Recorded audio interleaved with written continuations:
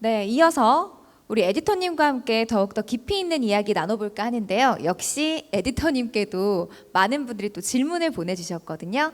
네, 하나하나 좀 여쭤보도록 할게요. 첫 번째 질문입니다. 김민재님께서 보내주셨는데요. 현 달러 강세로 인한 투자 감축 현상이 통일과 관련된 노동시장의 변화에 미치는 영향에 대해서 여쭤보고 싶습니다라고 해주셨네요.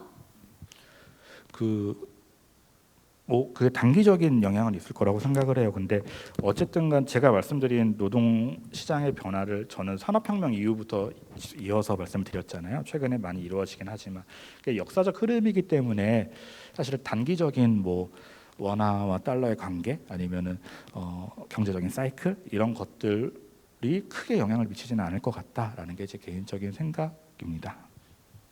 크게 영향이 없을 것 같다. 네, 라고 답해 주셨고요. 자, 북한과 우리가 어떤 식으로 일을 나눠서 할 수 있을까요? 이정태 님이 질문해 주셨습니다. 이거 굉장히 어려운 문제인데 이게 이상적으로 말하자면 사실 그런 것 같아요. 이제 한국에서 우리가 바라는 형태의 경제 모델을 상정해 놓고 이것들로 가자라거나 이것들을 강요하는 것은 사실 현실적이지 못하다고 생각을 하거든요. 그래서 궁극적으로는 그 북한 사람들이 추구하는 바 아니면 생각 같은 것들이 같이 융화되면서 최종적으로는 노동 환경 시장이 만들어지게 될 거다 해야 된다라는 생각은 가지고 있고요. 다만 아까 말씀드린 것처럼 저의 가설은 초기 단계에는 자연스럽게 노동 시장이 약간 이중화 아니면 계층화 될 수밖에 없지 않을까라는 생각을 가지고 있어요. 그래서 아무래도 북한에서도 소수의 약간 기술적인 역량을 가지고 있거나 이런 분들은 조금 더 잘 적응을 해가지고 노동 시장의 변화, 개인이 커리어를 개발하고 이렇게 하면서 잘 갈 수 있겠지만 상당수 분들은 또 거기에 익숙하지 않다면은 약간 본인의 경력을 개발하거나 이런 것에 상당히 어려움을 겪을 수도 있지 않을까? 아니면 혹은 굉장히 단순한 AI로 대체되기 쉬운 필수 노동이긴 하지만 대체되기 쉬운 업무들에 먼저 종사하게 되고 그러면 사회적 변화에 더 민감하게 조금 영향을 받게 되고 이런 구조가 사회적인 갈등까지 연결될 수도 있지 않을까라는 가설을 가지고 있습니다. 네, 결국에는 뭐 서로 이렇게 생각을 잘 융화해 나가면서 적절한 분담이 이루어져야 할 것 같은데요. 자, 그렇다면 글로벌 시장에서 국경이 무너지고 있잖아요. 이 한국에서 출발한 다국적 기업이 베트남에서 제품을 생산하고 또 일본에서 기술을 이전받고 있습니다. 이러한 시대에 반드시 통일이 되어야만 할 이유가 있을까요? 그거에 대해서는 명확히 답을 드리긴 어려울 것 같고 이 부분 되게 중요한 포인트인 것 같아요. 그러니까 제가 말씀드렸듯이 뭔가 이념적인 것이 아니라 이제 실질적으로 통일이 필요한지에 대해서 사람들이 보게 될 거고 생각을 하게 될 거고 그 과정에서 우리가 어떠한 비전을 주고 통일이 되면 이렇게 될 것이다 아니면 이걸 만들 것이다라는 거에 대해서 제안을 할 수가 있는지가 굉장히 중요한 역할이 될 거라고 생각을 하고요. 그런 것들이 명확하지 않기 때문에 뭐 다양한 원인이 있겠지만 그런 것들 때문에도 최근에 젊은 세대에서 통일에 대해서 당위성이라든지 해야 된다라는 생각이 굉장히 많이 떨어지고 있다라고 볼 수가 있을 것 같습니다. 네, 통일의 필요성에 대해서도 다시 진지하게 조금 고민을 해봐야 될 시점인 것 같습니다. 네, 이어서 변혜영 님이 또 질문을 보내주셨는데요. 산업구조 전환, 디지털 그린 전환 등 노동 전환 시대, 통일 마인드 전환에 시대적 사명이 있다면 어떤 게 있을까요? 어려운 질문이네요. 저는 궁극적으로 그러니까 저도 현재를 사는 사람이고 여러분들이 생각하시는 것보다 나이가 많지는 않아서 통일이 꼭 당위적으로 돼야 된다라고 생각을 하지는 않아요. 정말 우리에게 도움이 되고 북한 사람들에게도 도움이 되고 양국에 모두 도움이 되고 뭔가 행복을 증진할 수 있어야 된다. 그걸 먼저 고민을 하고 이야기를 나누고 나서 그래도 통일해도 되겠다 싶으면 통일을 추진해야 된다라는 생각 했으면 좋겠지만 그런 것들이 앞에 전제가 돼야 된다라고 생각을 하고 있고요. 그런 측면에서 만약에 정말로 우리가 통일을 가야 돼, 통일을 연구하고 통일로 가야 된다고 생각하시는 분들이 있다고 하면 이런 식의 논리 구조를 많이 만드는 일을 해주셔야 된다라고 생각을 하고 있습니다.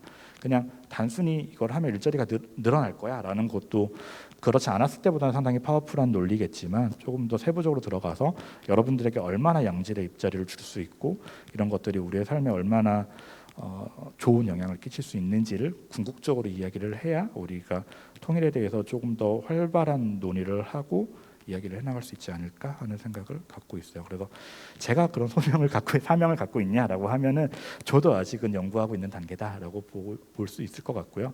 다만 저는 그런 조금 서로 상생하는 좋은 관계를 만들어내는 게 가능하다라고 아직까지는 생각하고 있는 입장입니다. 네, 에디터님의 답변으로 뭐 어느 정도 또 정리가 좀 되실 것 같은데 계속해서 좀 무겁고 어려운 질문을 드리고 있어 조금 죄송한데 자, 이 질문도 한번 드려볼게요. 남북의 노동 시장의 차이는 굉장히 크다고 생각하는데 통일이 되면 노동 현장에서 발생되는 혼란이 클 것이라고 예상이 됩니다. 이 차이를 줄여가기 위해서 우리 세대는 무엇을 어떻게 준비하면 좋을까요? 김민지 님이 질문 보내주셨습니다. 약간 이거는 현장이 있기 때문에 할 수 있는 이야기인 것 같기는 해요. 사실은 비단 북한까지 가지 않더라도 지금 한국 사회 기업 내에서의 갈등이 굉장히 심하거든요. 어느 세대는 갈등은 있었겠지만 이러한 변화를 체감하고 앞서 나가는 세대, 일반적으로 젊은 세대와 예전에 그런 노동 환경이 익숙한 세대 간의 갈등은 지금 한국의 노동 환경에서도 굉장히 강하게 이루어지고 있어요. 이런 것들을 잘 경험을 하고 분석을 해 나가는 것이 이제 북한과의 관계, 통일 후의 노동 시장의 어떤 관계 설정하는 데 있어서 굉장히 중요하다고 생각을 하고요. 막 굉장히 이상적인 말씀을 또 드리게 되지만 한국의 노동 시장에서 이런 갈등이 있을 때 가장 좋은 해결법은 사실 서로를 이해하는 거라고 많이 이야기를 합니다. 그러니까 최근에 들어온 이런 변화된 노동 환경에 익숙한 분들은 이전에 이런 노동 환경이 있었다라는 것 자체를 망각하는 경우가 많아요. 그래서 왜 저렇게 생각을 하지? 너무 꼰대적인데? 라는 생각을 하는 경우들이 많거든요. 근데 이런 사람들이 우리 사회 다수가 되고 만약에 북한이 전통적인 경력 구조, 노동시장 구조를 가진 환경이다라고 하더라도 그때 가서 다수가 되는 한국의 사람들이 맞아, 우리 옛날에는 우리도 이런 전통적인 구조였어. 그리고 이런 갈등을 경험을 해봤었어. 그리고 당연히 우리 통일되면 이런 갈등이 있을 거라고 예상을 했어. 라는 그런 이해들을 가지고서 접근을 하는 게 우선은 가장 중요하지 않을까라는 생각을 하고요. 그리고 실질적으로 북한이 아니더라도 다양한 다른 나라들, 그러니까 각 나라마다 노동 환경의 단계가 좀 다르다 보니까 그런 경험들을 한국에서 많이 하고 있기 때문에 그런 것들이 특수성은 있겠지만 북한과의 관계에서도 잘 좋은 어떤 해결책이나 힌트로서 작용할 수 있지 않을까 싶습니다. 네, 서로를 이해하는 것이 가장 중요하다라고 말씀을 해주셨는데 뭐 미리 이해하고 또 고민하고 사전에 대비한다면 다가올 통일 시대에도 또 혼란을 줄일 수 있을 거라는 생각이 드네요. 자, 저희 사전 질문은 여기까지인데 현장에서 즉석 질문 한번 받아보도록 하겠습니다. 자, 질문 있으신 분은 손 들어주시면 마이크 전달해 드릴게요. 저는 통일교육위원 이규배입니다. 그 한 가지가 이제 보면 경력 관리하고 통일 요 두 가지의 관점에서 접근을 하셨는데 경력 관리의 좋고 나쁨보다는 그리고 옳고 그름보다는 판단의 문제라고 생각을 하셨는데 이 판단이라는 것보다는 판단도 존중해요. 선택의 문제가 아닌가라는 관점이거든요. 경력관리 커리어 코칭의 관점에서 본다면 어떻게 내가 선택해가는 과정을 본다는 거죠. 예를 든다면 선택을 잘하면 어떻게 돼요? 기쁨과 행복이 있죠. 선택을 못하면 책임을 져야 되죠. 어떤 그런 관점에서 이제 한번 접근을 해 보는 게 어떤가 하는 생각을 한번 그 명제를 한번 던져보고요.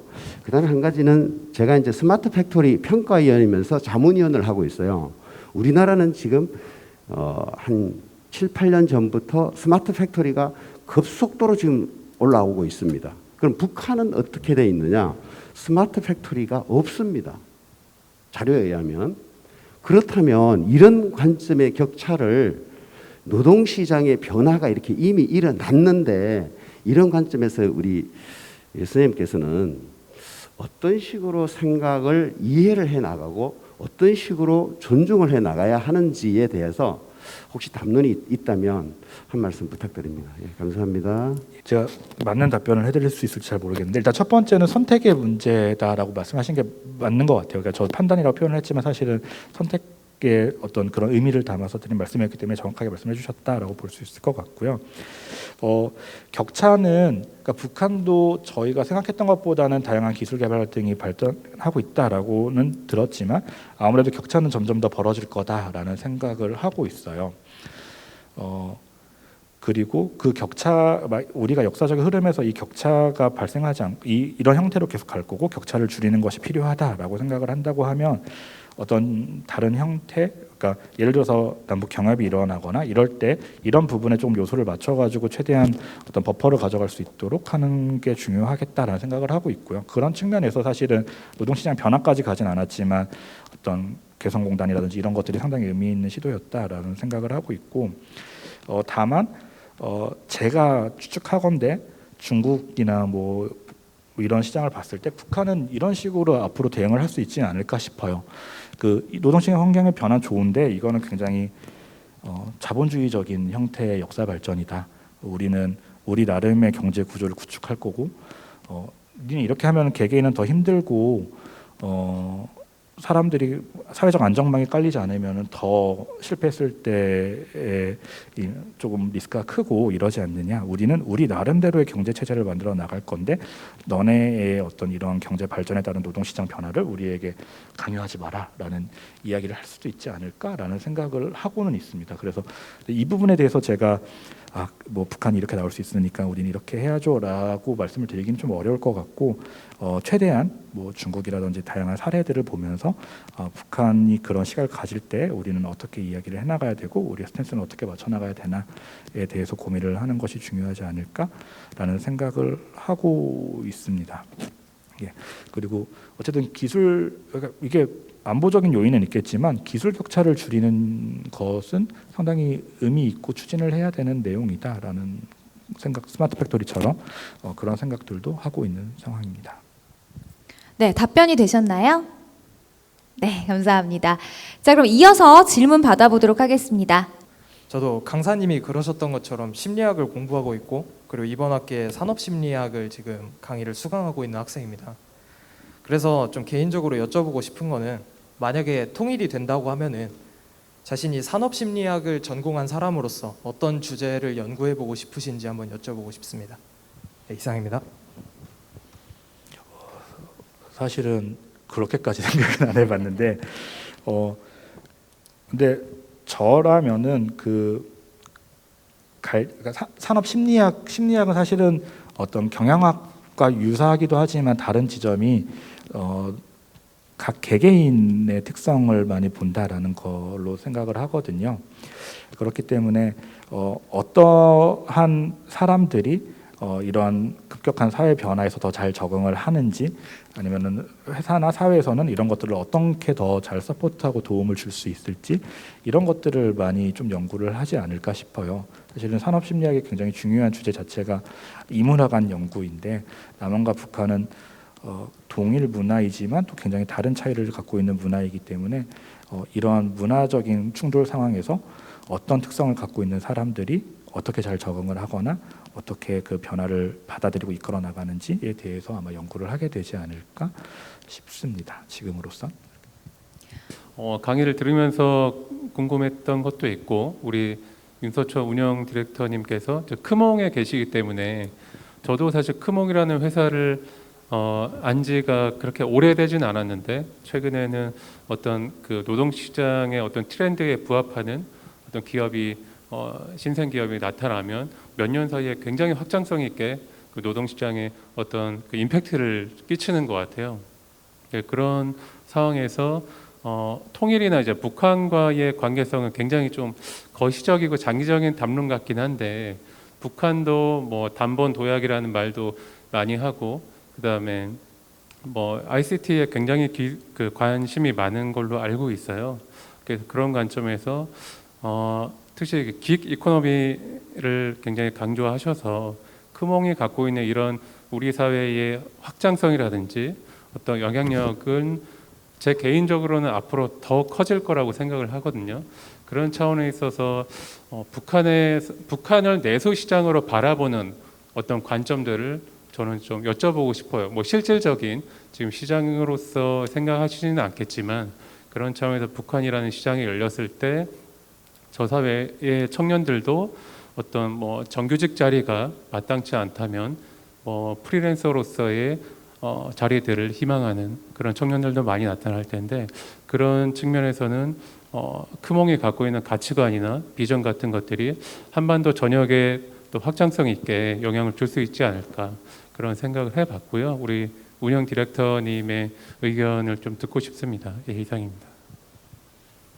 예, 그 말씀하신 대로 크몽에서 아직 뭐 이렇게 통일 시대를 대비해서 통일이 되면은 노동 환경이 이렇게 변할 거고 거기서 우리의 사업적 기회가 있을 거다 이런 구체적인 논의가 있지는 않아요. 하지만 만약에 통일이 이루어진다고 하면 거기에 대해서 많은 사실은 연구와 접근이 있을 거다라는 건 확실할 것 같고요. 두 가지 측면인 것 같아요. 저희는 플랫폼사이기 때문에 그 프리랜서들 전문가들이죠. 저희는 전문가들이라고 칭하는데 그 전문가들에 대한 포인트가 있고 하나는 의뢰인에 대한 포인트가 있어요. 북한의 노동자들이 다양한 기술을 습득해서 전문가로서 활동할 수 있다라는 것도 상당히 의미가 있을 거고 또 반대로 저희가 줄 수 있는 하나의 좋은 임팩트는 의뢰인으로서도 그러니까 당장은 아니겠지만 통일 직후는 아니겠지만 상당 부분 좀 시간이 지나고 나면 북한에서도 다양한 시도 자체적인 경제를 구축한다든지 자영업을 한다든지 아니면 스타트업을 해보고 싶은 욕구들이 많이 발생할 거라고 생각을 하거든요. 그럴 때 기존의 구조라면 한 사람을 채용을 해서 평생을 좀 책임지고 가져가야 되는 무거운 굉장히 구조였는데 그런 시도들을 좀 더 빨리빨리 하고 한국에 조금 더 먼저 이런 것들 경험해본 사람들을 조금 더 저렴하게 활용할 수 있는 요건도 되지 않을까라는 싶은 생각도 있어요. 그래서 당연히 말씀하신 대로 각 그 전문가로서 활동하는 것도 굉장히 중요한 포인트겠지만 의뢰인으로서 북한 시장이 열렸을 때 거기서 북한의 경제 활동이 일어나고 그런 사람들도 이런 조금 노동 환경의 변화를 잘 활용할 수 있도록 하는 것도 굉장히 중요하지 않겠나라는 생각이 지금 들었습니다. 그리고 아까 질문해주신 분 그 산업심리학적으로 제가 하나 생각이 들어가지고 제가 논문이 별로 없는데 아직 박사도 졸업을 못해서 근데 그 석사 과정에서 논문 하나 썼던 게 통일학 연구 그러니까 연세대학교에서 발행한 통일학 그 저널에 게재된 게 있었어요. 그게 가치관에 대한 연구였거든요. 남한의 청년들과 남한의 청년들이 북한을 바라보는 게 어떤 가치관을 가지고 바라보고 있고 그 갭이 어떻게 되는지에 대한 연구였는데 지금 생각해 보니까 다시 그 주제에 돌아갈 수도 있겠다는 생각을 해요. 사람들의 가치관이 어떻게 형성되어 있고 이게 어떻게 조금 충돌하고 그게 어떤 시너지를 내거나 어떤 갈등을 일으키는지에 대해서 조금 재밌게 볼 수 있지 않을까도 하나의 아이디어 포인트로 생각을 할 수 있을 것 같습니다.